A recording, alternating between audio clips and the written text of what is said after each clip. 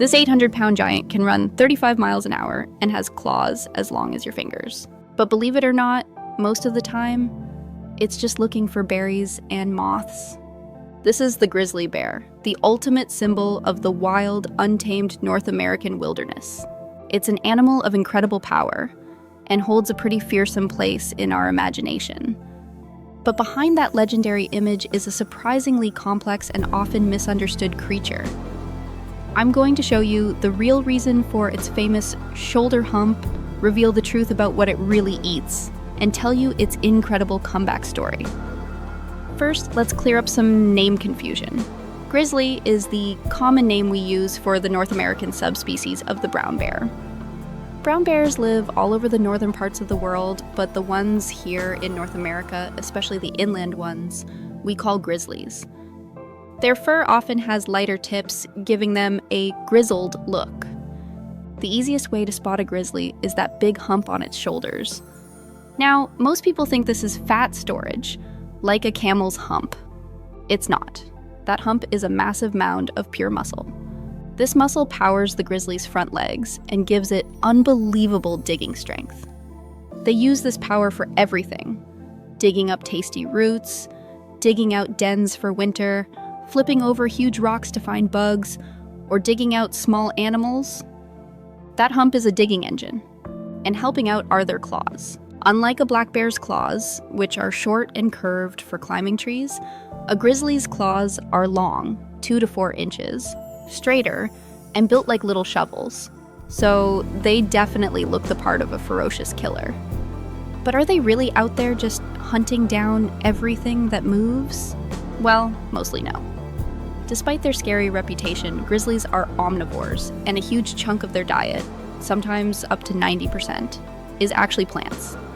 They spend a massive amount of time just walking around, munching on berries, digging up roots, eating nuts, and grazing on grasses.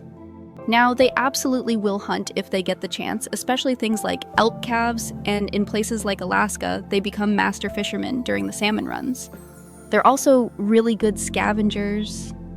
But a lot of their protein comes from tiny things, like digging up ant colonies or slurping up thousands of moths.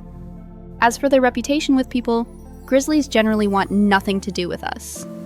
Most dangerous encounters happen because the bear was surprised at close range, or it felt threatened, especially a mom with cubs, or it was defending food.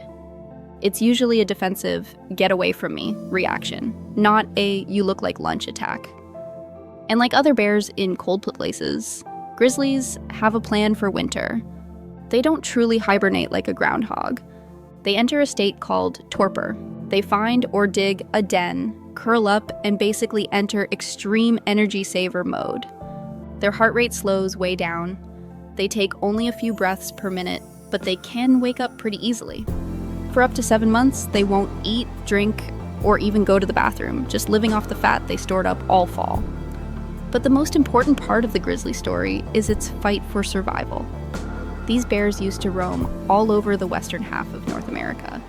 But as settlers moved west, hunting them and destroying their habitat, the grizzlies were pushed back and killed off.